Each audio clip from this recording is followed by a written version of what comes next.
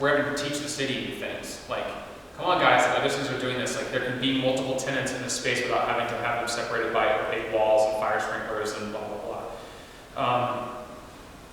I will say that when the building went out from my control, so until that guy dropped it, I had no access to being under contract. It was heart-wrenching for the fact that I care enough about that community that it was heartbreaking to think something shitty would come. So regardless of whether I got it or not, I wanted something great for that community. It keeps me awake at night in the fact that I have 30-something people depending on me. You know, that I'm building this project and they're spending money and time and talent and marketing and everything else, pushing their businesses and designing to come into this space in this building.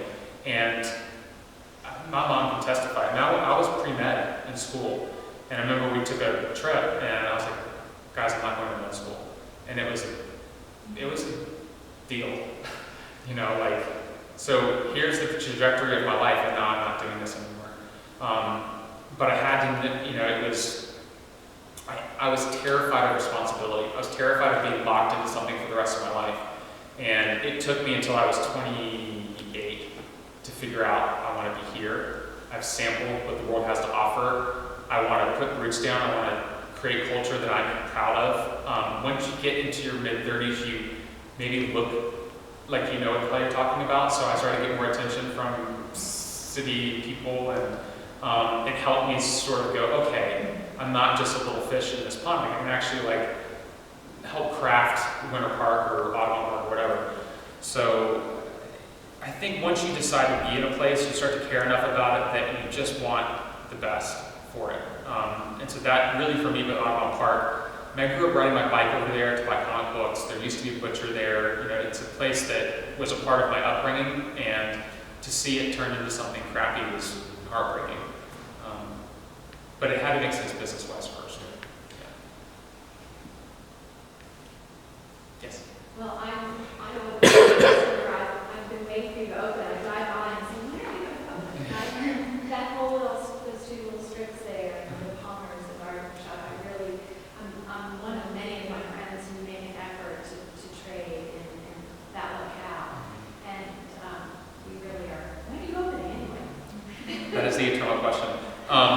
If you asked me a couple months ago, I would have said last November. Yeah, under February. Yeah, February was a hard date for a long time. Yeah. So here's the deal. Like, till now, I've done real estate for about 12 years, and I've seen a lot of different projects. But everything I've done is go design it, work with an architect, bid it out to a bunch of contractors, hand them the plans, and when it's done, I'll come back and lease it up because it's virgin land.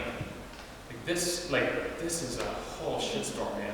Like, we design on paper, here's the elevator. We start to do the elevator shaft, and we go, oh my gosh, there's a huge footer. I mean, the whole building's resting on this concrete thing. We need to be right there.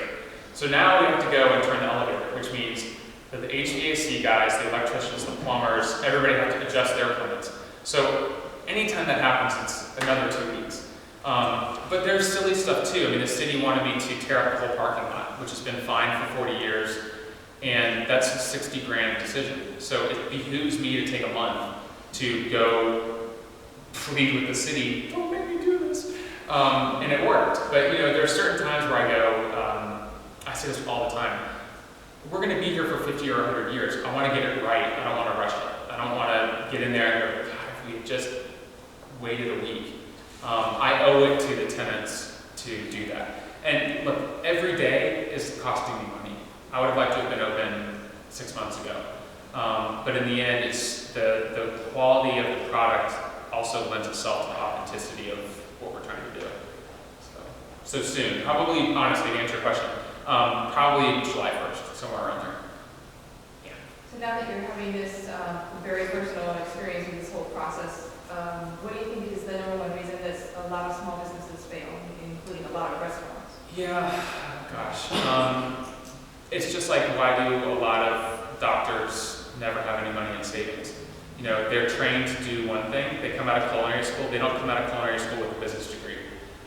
Starting up a business is, you're always going to be undercapitalized. It's hard to raise money. And so you're doing everything you can that you know how to do, but you're what my dad calls unconsciously incompetent. you don't even know that you don't know until it's too late. So I'd say undercapitalization is a huge part of it. So, I got to learn by the school of hard knocks, with no risk, really, with my dad. I mean, he still pays me $24,000 a year. That's my paycheck to work with my dad. And it was so that I would go do my own deals. So it was, I'll teach you, but if you ever want to make a life of this, you need to own it and do it yourself. So I was able to learn on his dime before I put my own capital at risk. I think for first-time business owners, a lot of them have gone from never doing anything entrepreneurial at all, roll the dice, friends, family, whatever, leverage their house and go for it, and it's maybe too soon. It's maybe they don't have enough, they haven't worked through the business plan. I mean, when I did this, I had 12 years of, pro formas to look at, of budgets and cost of construction and that kind of stuff. So I knew I was getting the building for a steal and that I could afford, it would have been so much more inexpensive to direct the whole building, but then I would be taking something that's iconic out of that neighborhood, and that's not what I want to do. So I had the buffer to, do something different. So, it's a hard question because too many businesses fail. But when you walk in and they're going to. Why is that? Because there's some secret sauce missing somehow. It's just really sad when you try to, go to restaurants that are local and, you try to patronize these businesses because you want them to succeed, and then, 2 months later, then you're going back and they're gone. Well, I mean, they can miscalculate one aspect of their business, and that's what keeps them 10 grand in the hole each month. And that continues to build, and it's something that they can't fix. Maybe they didn't calculate how much electricity they were going to use. Well, they can't fire their serving staff, they still have to come out and serve. They can't cut the electrical costs because they have to heat up the meat. It's scary. That's why there's MBA programs. But you're going to graduate an MBA program, you need to be retrained anyway. I mean, you're going to come, nothing I do day to day you can learn in school. You have to just get out there and start doing it. And that honestly would be my biggest suggestion is for anyone who's wanting to get into business is just start somewhere and survive long enough that you become the guru. What the hell do I know? I'm a city kid talking about sustainable farming, and I never went to culinary school. I cook for myself, but somehow I'm like the linchpin in this movement. It's a joke, but it's just that I've survived in it for 5 years, and people go, "Oh yeah, he's the guy that does that festival and whatever." Just start doing something, whatever you love on your free time. Start doing it, and if it's blog about it. Put it on Instagram. Build your social brand so that when you do go to do your business, people are waiting at the door. I mean, our coffee guys are like, "John, this is the most successful market that's never even been open yet." Because I've spent all these years building buzz about me, about what I'm passionate about this movement, so that when I open the doors, there's people there. There's restaurants that open that I, Park Avenue, I'm like, this didn't even cross my radar. And I care about food in this town. How is that going to be successful if someone that's reading the paper desperate to hear something new about a restaurant doesn't even know that one's opening?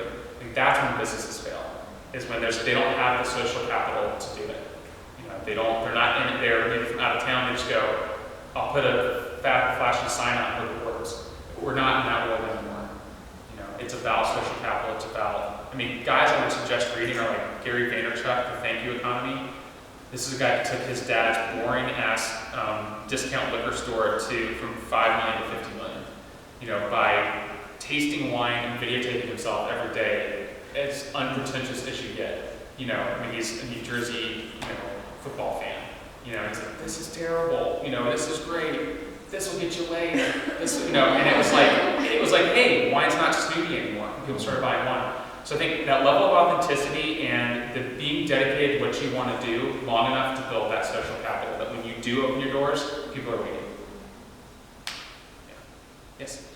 So I would assume you want to evolve the market into a really, I'll use the term, culturally comprehensive. You want to have music and food and events on the weekends. Is that something that will be imperative or a major goal from the start, or that once you get your feet under you and the business is there, which I would assume is there quickly? Yeah, from the start.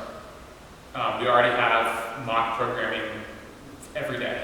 So as soon as we know what the end date